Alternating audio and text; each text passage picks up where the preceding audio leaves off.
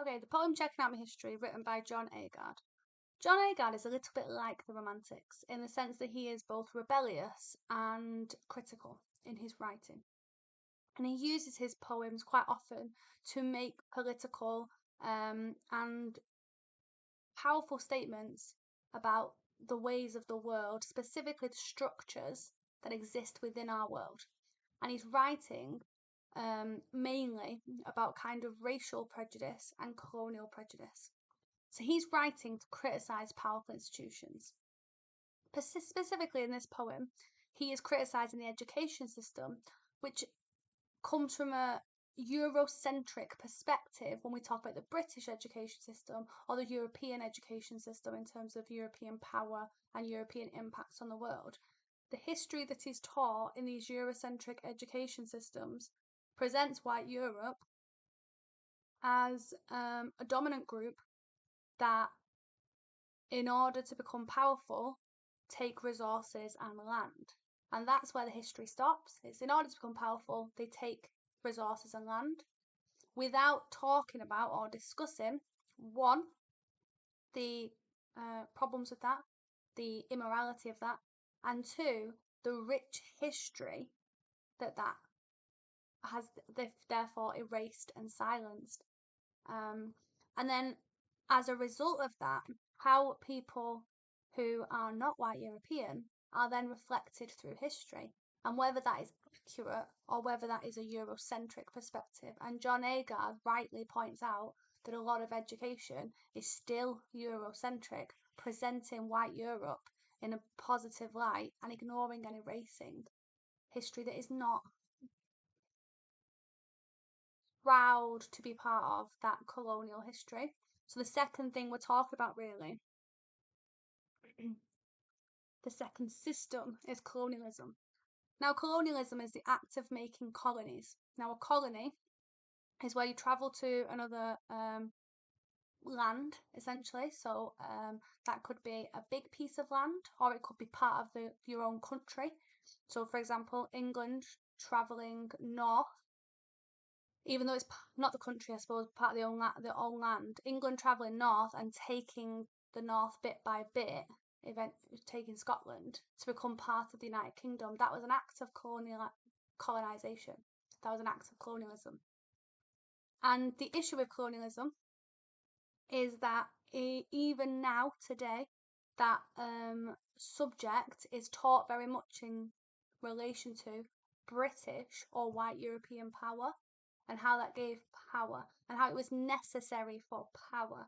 And in lots of the narratives, the people who were part of those colonies before they were colonies, so the indigenous people to those places, their voices are not heard. We are only seeing it from a Eurocentric perspective. And because of that, ignoring and erasing a lot of the history that happened and a lot of the heritage that is so important to people who are not coming from a white European perspective. And that's what John Agard has written this poem about. So, like the Romantic poets, he is critical of powerful and oppressive institutions. In this poem, the Eurocentric education system and the colonizing of countries, in other words, colonialism.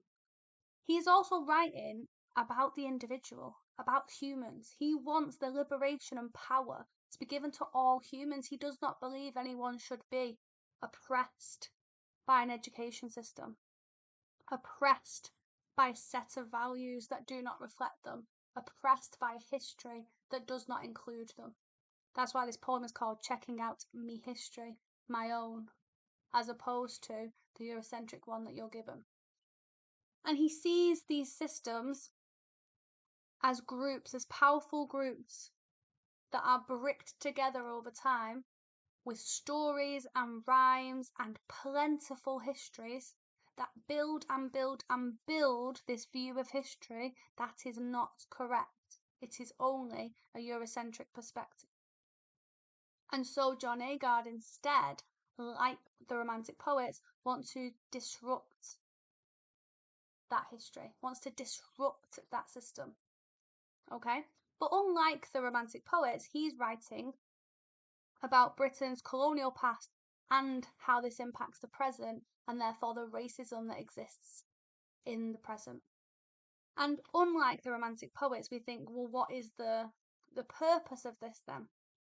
Well, the poem is about the silencing and the erasure of Black cultural icons and history.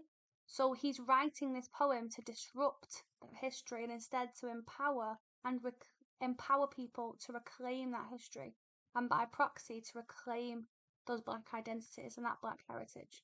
So this poem specifically is about Black history, specifically Black Caribbean history, because John Agard himself comes from the Caribbean, especially the Caribbean under British occupation. So a lot of the figures in his poem that he talks about are really powerful figures of Black Caribbean history.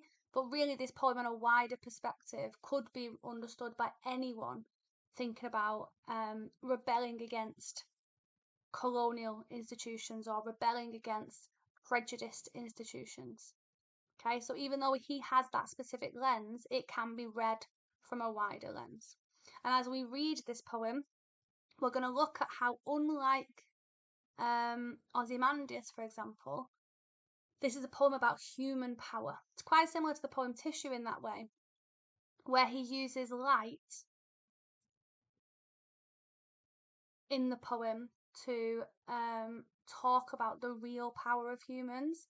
For John Agard, he uses the images of light to really represent the power that exists in Black history, how rich it is, how empowering it is, and to shine a light on it. Yeah. And then secondly, like our Romantic poets, he does use images of nature, but these images of nature are tied to these humans, because it is these humans that have brought this history and this power. So there are many similarities, but John Agard is doing this in a specific way, and it's that specificity that you need to understand when writing about this poem.